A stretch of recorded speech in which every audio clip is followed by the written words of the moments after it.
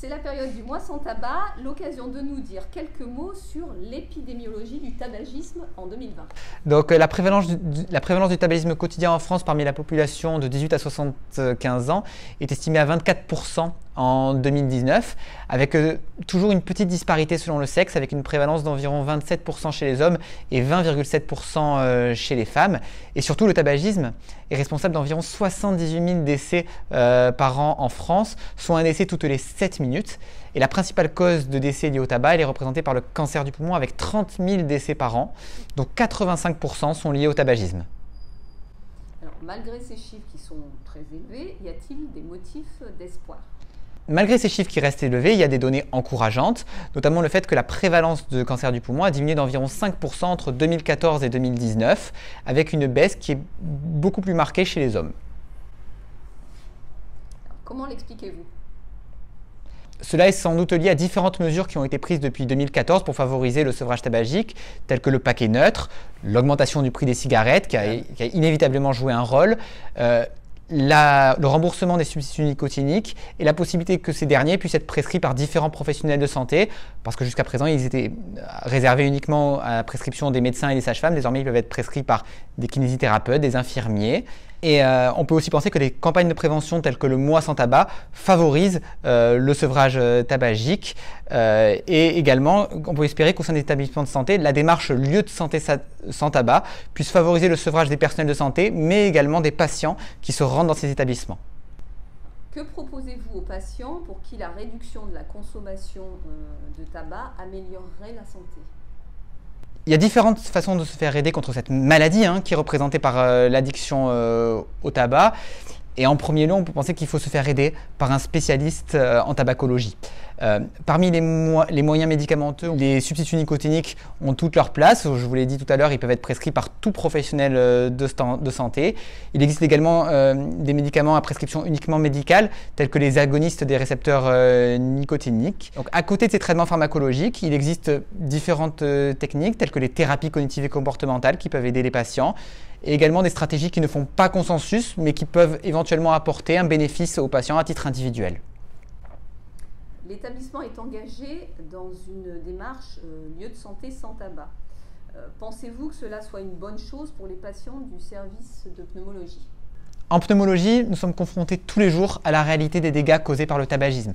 Parmi les deux principales pathologies en pneumologie causées par le tabac, nous avons le cancer du poumon et la BPCO. Donc, le sevrage tabagique, c'est la base de toute prise en charge pneumologique.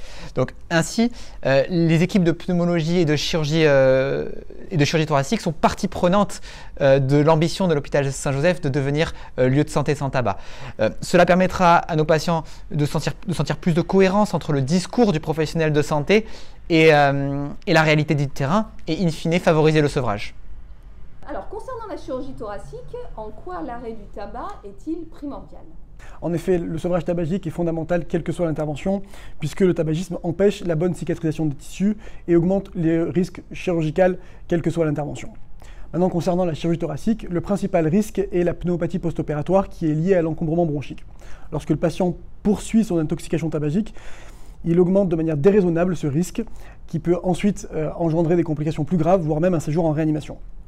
Enfin, dans la prise en charge des patients opérés pour un cancer du poumon, cette fois-ci, le sevrage tabagique est obligatoire. En effet, on est dans un parcours curatif où le patient souhaite guérir de cette maladie, où le tabac est dans la grande majorité des cas responsable de cette pathologie.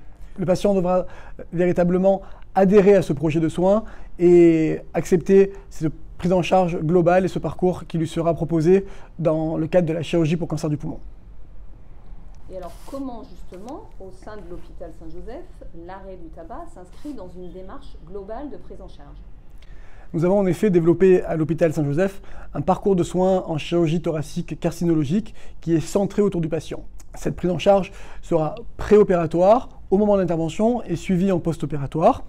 Elle commence donc dès la consultation avec le chirurgien, où le patient sera ensuite présenté à une infirmière coordinatrice qui jouera un rôle global dans cette prise en charge. Pour le patient tabagique, il y aura un entretien fondamental qui est le rendez-vous avec un tabacologue pour l'aider dans ce sevrage tabagique le plus tôt possible afin d'aborder la chirurgie dans les meilleures conditions. Il y aura également d'autres rendez-vous, dont une consultation avec un diététique, un soutien psychologique, voire des techniques de relaxation, et également une préparation respiratoire avec une rencontre avec l'équipe Sport et Santé de l'hôpital Saint-Joseph.